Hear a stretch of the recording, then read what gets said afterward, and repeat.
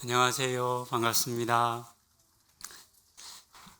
요즘 스트레스는 안 받고 잘 지내시는지 모르겠습니다. 스트레스라고 하는 영어 단어가 있습니다. 혹시 이 스트레스를 우리말로 번역하면 어떤 단어를 쓰면 좋을까요? 그런 생각 안 해보셨죠? 검색을 좀 해보니까요.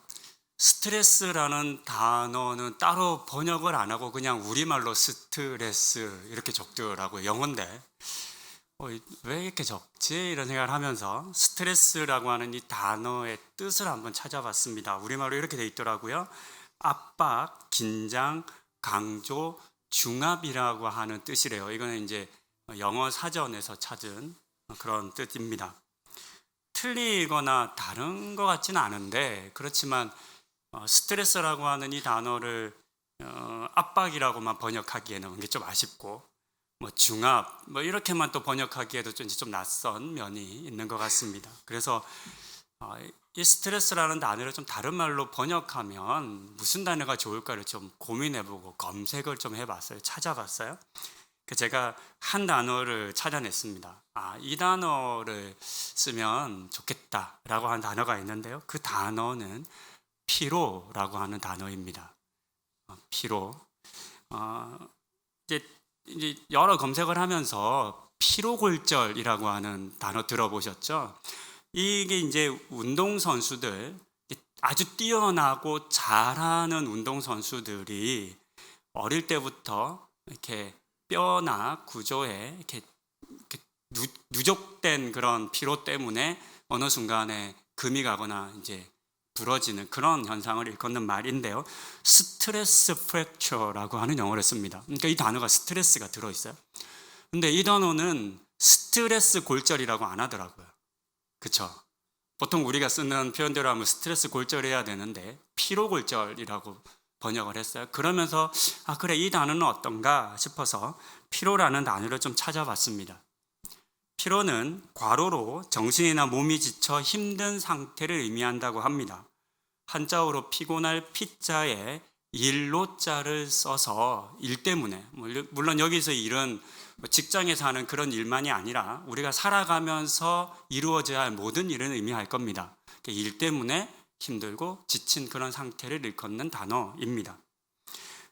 피곤할 피자라고 하는 한자가 있는데요. 이 단어가 어떻게 만들어졌는지, 어떤 의미를 가지는지가 굉장히 재미있어요. 그래서 이 부분을 좀 여러분들에게 소개시켜 드리고 싶습니다. 제가 설명하는 것보다 네이버 사전이 잘 되어 있기 때문에 네이버 사전은 이렇게 기록하고 있습니다. 피자는 지치다, 피곤하다라는 뜻을 가진 글자이다. 피자는 병들 역자와 가죽 피자가 결합한 모습이다. 가죽 피자는 동물의 가죽을 벗겨내는 모습을 그린 것으로 가죽이나 껍질이라는 뜻을 갖고 있다.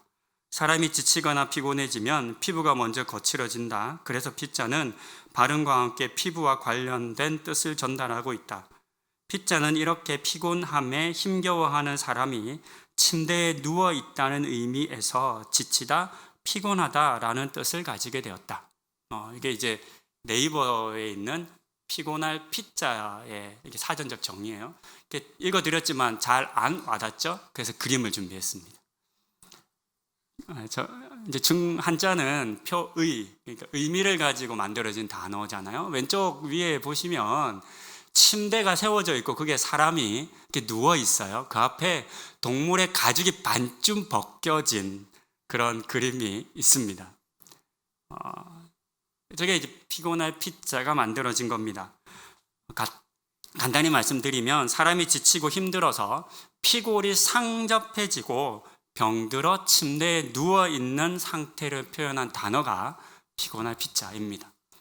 여기다가 일로자를 붙여서 만든 단어가 피로라고 하는 단어입니다. 그러니까 여러 일들로 얼굴 퍼석퍼석 하신 분들 있으시죠? 기름기 쫙 빠지신 분들, 딱 집에 돌아오면 침대는 딱 달라붙어 있으신 분들, 피로하신 겁니다. 지치신 겁니다. 쉬셔야 합니다. 우리 현대인들이 겪는 많은 고통과 어려움이 대체적으로 이 피로, 스트레스 때문이라고 합니다. 무슨 일이든 무슨 질병이든 이 스트레스라는 단어를 붙이면 다 말이 돼요. 스트레스성 불면증, 스트레스성 위염, 스트레스성 두통, 스트레스성 정신질환 등등 붙이면 다 말이 돼요. 특별한 이유가 없이도 머리가 아프고 소화가 안 되곤 합니다. 잠을 잘 이루지 못하시는 분들도 많습니다. 병원에 가요? 그러면 의사 선생님 하시는 말씀 있잖아요. 뭐라 그러죠? 스트레스가 많아서 그래요. 스트레스 받지 마시고 쉬세요. 이렇게 얘기를 해요. 제가 2주 전에도 병원 갔더니 똑같이 얘기하시더라고요. 가슴과 겨드랑이와 등 쪽에 대상포진이 와서 갔더니 스트레스 때문이래요. 제가 그런 선생님께 꼭 돌려드리고 싶은 말씀이 있어요. 의사 선생님은 스트레스 없으세요? 이렇게 하고 싶어요. 받지 말라 그러시더라고요. 스트레스를 받고 싶어 받는 사람이 우리들 중에 누가 있겠습니까? 그렇죠? 살다 보면 어쩔 수 없이 스트레스를 우리는 받습니다. 특정한 부류의 사람들만 받는 것도 아닙니다. 직장인들은 직장에서의 과도한 일이나 책임과 업무 때문에, 가정에서는 부부나 자녀와의 관계 때문에, 또는 학생들은 학업, 성취, 취업 이런 일들 때문에, 또 이외에도 경제적이고 관계적이거나 건강상의 여러 이유로 우리는 스트레스를 받으며 살아갑니다. 피로한 삶을 살아가는 겁니다. 특히나 현대인들은 과거 어느 때보다 훨씬 많은 것을 요구받으며 살아갑니다. 그렇기 때문에 부담해야 할, 감당해야 할 부담도 과거보다 훨씬 더 커졌습니다. 익히고 배워야 할 지식이 엄청나게 많아졌습니다. 또 개인이 이루어내고 달성해야 할 과제도 훨씬 많아졌습니다. 쉴 틈 없이 바쁘게 살아가는 것이 잘 사는 것이고 이 시대를 살아가는 미덕으로 여겨지고 있습니다. 오늘날 우리가 살아가는 사회를 당위성의 시대라고 합니다. 당위성, 뭐 해야 한다. 이런 표현들이 우리들 중에 많이 이렇게 들려집니다. 잘해야 한다, 열심히 살아야 한다, 교회 잘 다녀야 한다, 직장에서 성공해야 된다, 여러 많은 해야 한다라고 하는 말들을 많이 들으며 살아갑니다. 그래서 멈춰 있거나 또는 안 해도 되는 자유, 이런 자유를 우리가 쉽게 보장받지 못하고 살아갑니다. 안 하는 사람은 게으르거나 또는 무책임한 사람으로 여겨지는 경우가 많습니다. 특히 우리나라가 이런 사회적 긴장도가 굉장히 높은 나라입니다. 조금만 방황하고 조금만 한눈 팔아도 너 그렇게 살면 안 돼, 이렇게 말을 합니다. 우리나라에서 판매되는 여러 많은 서적 중에 자기계발 서적이 굉장히 많이 팔립니다. 서점에 가도 자기계발 서적이 전면에 깔려 있고, 여러분들 가정에도 성공하는 사람들의 7가지 습관 등과 같은 자기계발 서적은 몇 권씩은 있을 겁니다. 분 단위로 사는 법, 이런 거 있잖아요. 이게 우리에게 주어지는 굉장한 당위성들입니다. 그렇게 해야 한다, 그렇게 살아야 한다. 하지만 하는 일이 너무 많거나 또는 힘에 부치면 사람은 누구나 부담을 느끼고 지치게 됩니다. 이런 부담이 이렇게 지속되거나 또 중첩되면, 가중되면 피로가 쌓이게 되고, 다른 말로 표현하면 스트레스의 상황에 처하게 되는 겁니다. 문제는 이와 같은 피로와 스트레스를 무시하고 방치하게 되면 육체적으로, 정서적으로 이상 반응을 일으킨다는 겁니다. 보통 병이 났다, 아프다라고 많이 표현하는데요. 소화불량이나 두통이나 근육통이나 피부병과 같은 육체적 병으로 나타나기도 하고요. 공황장애나 우울증, 또 불면증이나 ADHD와 같은 신경정신 질환으로 나타나기도 합니다. 어린아이들에게 많이 일어나는 틱 장애가 있습니다. 아이가 아무런 특별한 이유 없이 신체 일부를 빠르게 움직이거나 눈을 깜빡이거나 목을 이렇게 튕기거나 다리를 절거나 또는 갑작스럽게 소리를 내는 등과 같은 장애입니다. 여러 요인이 있는데요. 제가 설교를 준비하면서 많이 검색을 해봤어요. 그러니까 유전적인 요인도 있더라고요. 근데 오늘날 많은 어린이 학생들은 과도한 학업과 성과 또 부모님의 압력 때문에 그와 같은 장애를 일으킨다라고 이렇게 말을 합니다. 그래서 그런 부담을 줄여주면 자연스럽게 사라지고 청소년기가 지나면 약 1% 정도만 이제 이렇게 남는데, 이제 부담이 이제 계속 과도하게 주어지는 아이들은 이제 그것이 이제 질병으로 계속 이어진다고 합니다. 스트레스나 질병이 모든 병이나 질환의 이유는 아닐 겁니다. 그러나 오늘날 우리가 겪고 있는, 여러분들이 겪고 있는 많은 질환들, 병들, 관계 어려움들이 생각보다 많이 이런 스트레스와 피로에 기인한다라고 하는 것을 우리는 알아야 합니다. 오늘 저는 엘리야의 이야기를 여러분들과 나누고자 합니다. 육체적으로, 정서적으로 지치고 또 한계 상황에 이르렀던 엘리야에게 하나님께서는 어떻게 다가오셨는지를, 그리고 그 하나님이 오늘 우리에게 어떤 위로와 격려를 주실지를 한번 살펴보고자 합니다. 엘리야는 북이스라엘의 선지자였습니다. 그가 사역할 때 북이스라엘의 왕은 아합 왕이었는데요. 북이스라엘의 역대 왕 중에 가장 악한 왕이었습니다.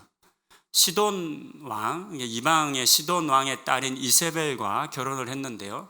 그 이세벨은 바알을 숭배하던 자였습니다. 그러니까 그 아내를 따라서 아합도 바알을 숭배했고, 심지어는 백성들도 모두 바알을 숭배하게 합니다. 이런 이유로 말미암아 하나님께서 아합 왕을 이렇게 심판하십니다. 진노하십니다. 그 일을 엘리야라고 하는 선지자에게 맡깁니다. 그래서 엘리야를 아합 왕에게 보내서 하나님의 진노가 임할 겁니다 라고 말하게 하고요, 이 땅에 3년 반의 기근이 있을 겁니다 라고 말합니다. 말씀하신 대로 3년 반의 기근이 있었고요, 그 다음에 엘리야가 다시 아합 왕을 찾아가서 당신이 섬기는 바알이 진짜 하나님인지 아니면 내가 섬기는 여호와가 진짜 하나님인지를 우리 한번 시험해보자 라고 제안을 해서 일어나는 사건이 열왕기상 18장에 기록되어 있는 갈멜산에서의 사건입니다. 바알 선지자 450명과 목숨을 건 이 승부에서 엘리야는 승리합니다. 바알의 제사장들이 아무리 난리를 피워도, 기도를 해도 그들이 세운 제물에는 불이 임하지 않았지만, 엘리야가 기도하자 하나님의 불이 하늘로부터 임해서 제단을 불사릅니다. 그 일로 바알의 제사장 450명과 그런 모든 제사장들을 이제 죽이게 됩니다. 놀라운 승리의 이야기입니다. 우리가 보는 열왕기상 18장에서의 엘리야는 우리와는 좀 다른 사람인 것 같습니다. 수많은 대적들 앞에서 두려워하거나 위축되지 않는 믿음의 사람으로 엘리야는 나타나고 있습니다. 그런데 오늘 저희가 함께 읽은 19장에서 엘리야는 우리를 굉장히 당혹스럽게 합니다. 자신을 죽이려 하는 이세벨을 두려워해서 북이스라엘 사람인데 남유다의 브엘세바까지 도망왔고요, 거기서도 광야로 내려갑니다. 도망친 겁니다. 그뿐 아니라 4절에서 그는 이렇게 이야기합니다. 자기가 죽기를 원하여 이르되 여호와여 넉넉하오니 지금 내 생명을 거두시옵소서. 나는 내 조상들보다 낫지 못하나이다. 이 표현은 그냥 간단하게 이런 겁니다. 하나님, 저 지쳤어요. 됐어요. 더 못하겠어요. 그냥 내비두세요. 차라리 죽여주세요. 이런 표현들입니다.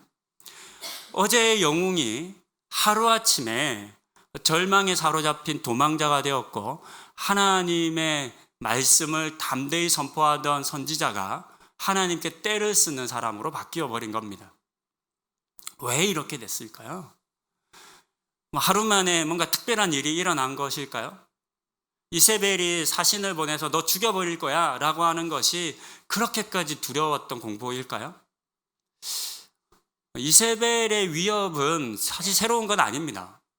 3년 반 동안의 기근 동안 아합과 이세벨은 여러 번 엘리야를 죽이기 위해서 사신들, 암살자들을 보냅니다. 하지만 그때마다 하나님이 눈을 가리어서 엘리야를 보호해 주셨잖아요.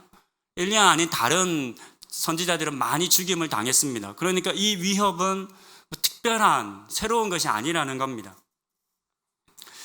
우리는 보통 엘리야를 생각할 때 18장에서의 엘리야, 갈멜산에서의 엘리야를 정상 상태라고 여깁니다. 그리고 19장에서의 엘리야를 이상 상태라고 봅니다. 원래 엘리야는 믿음이 좋아. 원래 엘리야는 갈멜산에서의 그런 일쯤은 언제든지 할 수 있는 사람이야. 그런 일은 그에게 별거 아니야. 그만한 능력이 있어. 라고 보는 겁니다. 근데 혹 그렇지 않을 수도 있지 않을까요? 엘리야도 우리처럼 지치고 두려워하고 연약한 사람이지 않았을까요? 갈멜산에서의 그 사건을 직면했을 때 겉으로 표현하지는 못했지만 그도 혹시 두려워서 떨지는 않았을까요? 하나님께서 불을 내려주셔야 하는데 그 마음에 정말 불을 내려주실지 아닐지 걱정하고 의심하지는 않았을까요? 전혀 그런 마음 없었을까요? 아니요, 저는 있었을 것 같아요. 18장에 보면 나중에 비가 내려오는 그런 장면에 보면 한 번 기도하고 비 오기를 기다린 게 아니라 기도하고 보내서 구름 오나 여러 번 이게 왔다 갔다 하면서 보잖아요. 긴가민가 한 거죠. 그런 마음이 엘리야에게도 있었던 겁니다.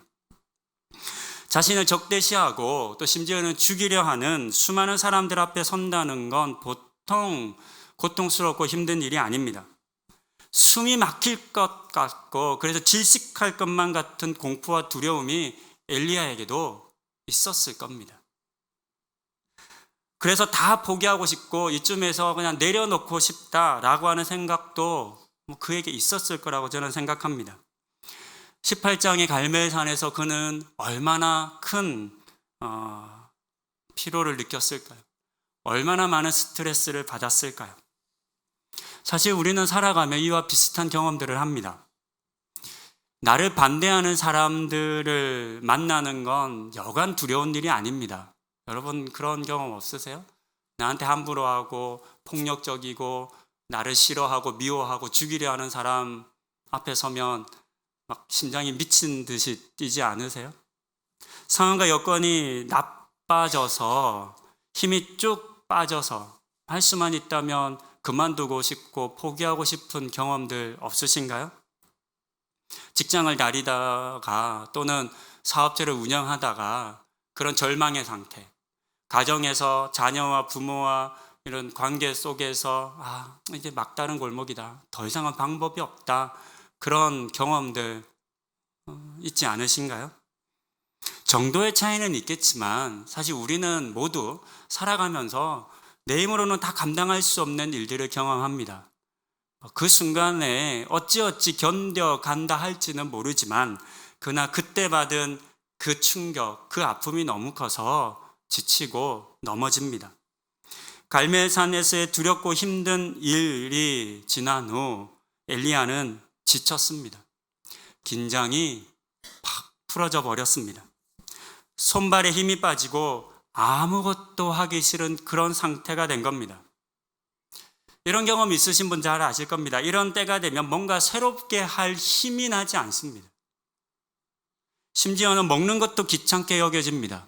삶의 의미도 찾기가 어려워집니다.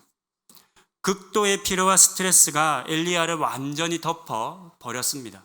그래서 그는 아무것도 하지 않고 죽기를 기다리며 로뎀 나무 아래 그냥 그렇게 머물러 있었던 겁니다.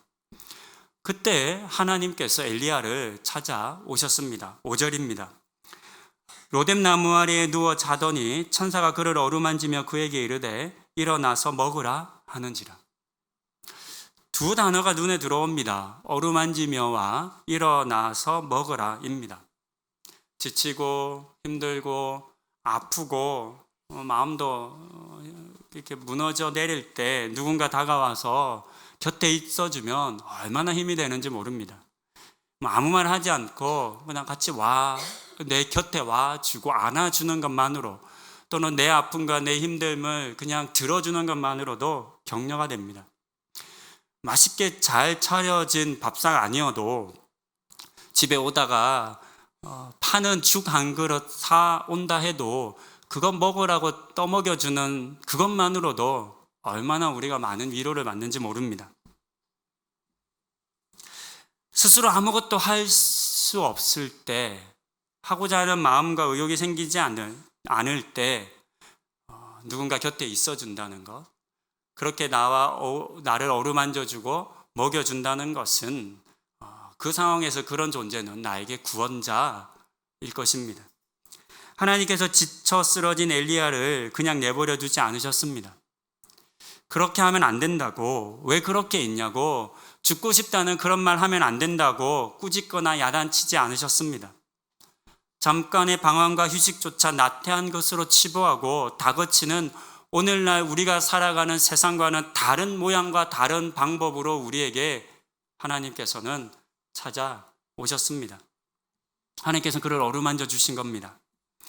본문에 따르면 이와 같은 일을 무려 40일 동안이나 하셨습니다. 40일 밤낮으로 엘리야에게 가셔서 어루만져 주시고 이렇게 밥을 먹여 주신 겁니다. 이것이 오늘의 본문에서 우리에게 보여주고 있는 지치고 낙심한 자와 함께 하시는 하나님의 모습입니다. 여러분에게 이 하나님이 필요하지 않으신지요? 여러분도 이 하나님을 만나고 싶지 않으신지요?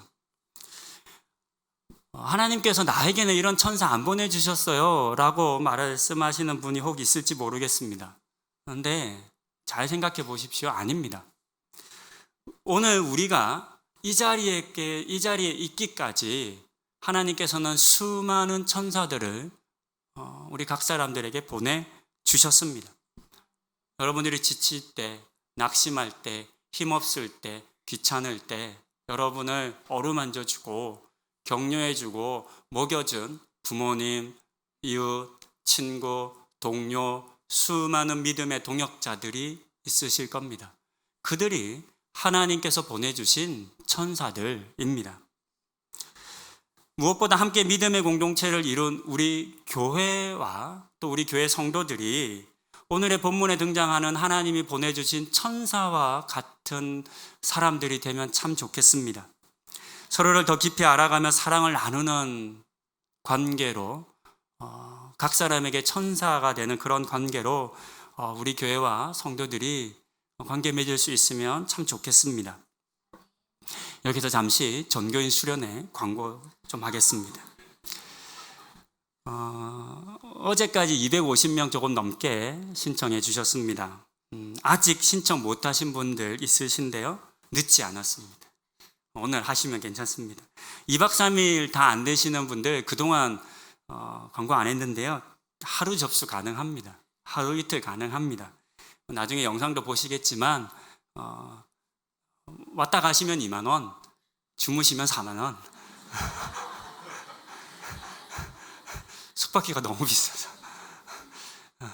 방 하나 15만, 얼리버드 13만 원 5천 원 해드렸고 또 방 하나 지금 하시면 15만 원인데 방 하나에 4분 들어가서 하셔도 1인당 23만 원 이상 받아야 하는 비용인데 그냥 다 이렇게 싸게 하고 있습니다.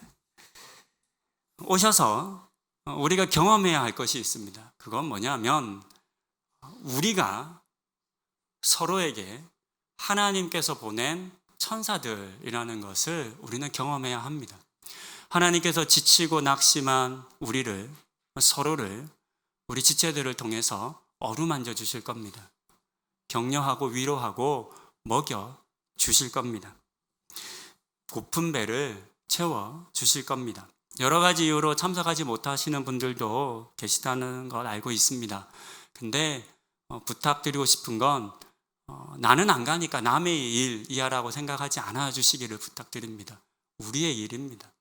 아쉽게 요번엔 내가 못 가지만 가는 분들에게 잘 갔다 오시라고, 하나님 은혜 많이 받고 오시라고, 못 가지만 내가 기도로 마음으로 함께 하겠다라고 그런 마음 품어주셨으면 좋겠습니다. 수련회 가시는 분들도 못 가시는 분들 잊지 않고 기억하겠습니다. 가서도 여러분들 위해서도 기도하겠습니다.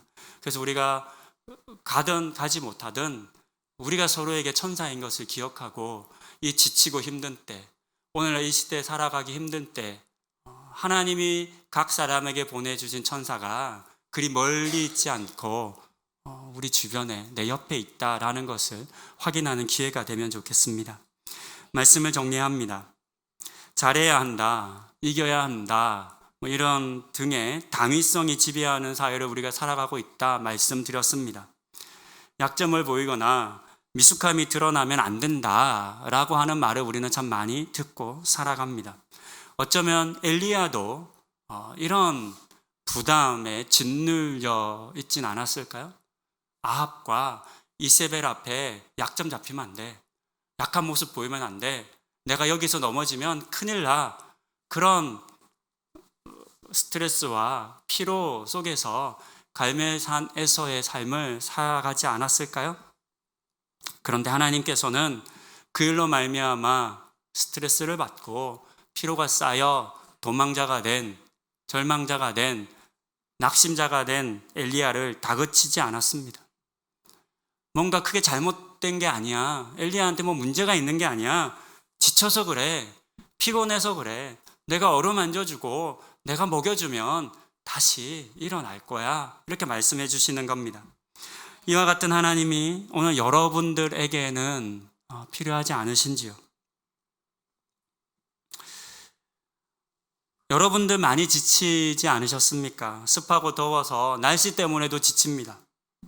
계획했던 일들이 잘 안 되는 분들도 있으실 겁니다.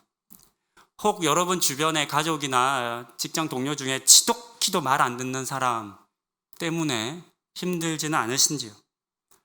사업을 하시면서 직원들 월급 주고 또 사업 운영에 가야 되는데 미래가 안 보이는 분들, 그런 분들도 있으실 겁니다. 뭔가 새로운 것을 시도할 만한 힘과 의욕 없어서 그렇게 주저앉아 있는 계신 분도 있을 겁니다. 그래서 나른하고 무기력하신 분들, 또 나른하고 무기력한 내 모습을 보는 것 때문에 스트레스 받으시는 분 있죠. 내가 이것밖에 안 돼? 이런 생각하시는 분들이 있습니다. 내가 믿음이 없어서 그래, 내가 기도를 안 해서 그래 등과 같은 너무 상투적인 결론 혹시 내리고 있지는 않으신가요? 여러분들이 나른하고 힘든 게 꼭 그런 이유 때문이 아닐 수도 있습니다. 여러분들이 열심히 안 살았거나 잘못 살았기 때문이 아니라 어쩌면 그동안 너무 열심히 사셨기 때문에 지치셨을 수도 있습니다. 남들 눈치 보면서 가장이라는 책임감 때문에 회사에서 있는 위치나 그런 것 때문에 못 먹고 못 쉬고 못 자서 그런 것일 수도 있는 겁니다. 그렇게 피곤이 쌓여서 스트레스 많이 받아서 힘이 잃고 아프고 무기력해지셨다면 하나님의 어루만지심과 먹이심이 그런 여러분들에게 필요합니다. 2019년이 반년도 더 지나서 7월이 이제 지나고 있습니다. 여름 휴가 시즌입니다. 하시던 일, 분주한 일 잠시 내려놓고 쉬실 수 있으면 참 좋겠습니다. 물론 여러 상황 때문에 쉬지 못하시는 분들도 있으실 겁니다. 짧은 짬이라도 육체적인 쉼이나 또는 정신적인 쉼을 가지실 수 있기를, 그런 기회를 얻으실 수 있기를 바랍니다. 무엇보다 하나님께서 엘리야에게 주셨던 것처럼 여러분들을 어루만져 주시고 또 일어나 먹으라 말씀해 주시기를 소망합니다. 실제적으로 우리는 이런 내 상태와 상황을 주변의 사람들에게 나누는 것도 매우 중요합니다. 오늘날 너무 많은 사람들이 그 지치고 힘든 것을 내면에 자기 혼자 감당하기 위해서 끌어안고 살아갑니다. 말하면 나약하게 볼까봐, 말하면 내 약한 모습 들킬까봐 다 자기 몫이라고 생각하며 사는 겁니다. 그렇지 않습니다. 내 상태와 상황을 믿음의 동역자들에게 나누어 도움을 구하는 것은 매우 중요한 일입니다. 우리 주변에는, 여러분 주변에는 하나님께서 보내시는 천사와 같은 분들이 참 많이 있습니다. 높은 하늘교회 우리 성도 공동체도 저는 하나님께서 우리 각 사람에게 보내주신 천사들이라고 믿고 확신합니다. 서로에게 삶의 지침과 어려움들을 나누며 서로가 서로에게 어루만져주고 먹여주는 그런 하나님의 은혜가 우리 노부다 하늘교회 위에 가득 임하기를, 여러분들의 삶 속에 넘치게 임할 수 있기를, 또 이번 수련회에도 이와 같은 일들이 일어날 수 있기를 소망하며 권면드립니다. 기도하시겠습니다. 하나님, 엘리야와 같은 선지자도 지치고 힘을 잃고 낙심하고 절망합니다. 사람이 두려워서 광야로 도망치고 하나님 앞에 이제 됐다고 못하겠다고 차라리 죽는 게 낫다라고 말합니다. 하나님, 왠지 그러면 안 될 것 같고 왠지 그렇게 말하고 그렇게 머물러 있으면 믿음 없는 것 같은 그런 생각이 듭니다. 그런데 그렇지 않은 모습으로 오늘 봅니다. 그렇게 무너져 내린 엘리야를 다그치거나 꾸짖지 않으시고 어루만져 주시고 일어나 먹으라 하셨던 하나님, 이 자리에 우리 지친 성도님들에게도 오셔서 어루만져 주십시오.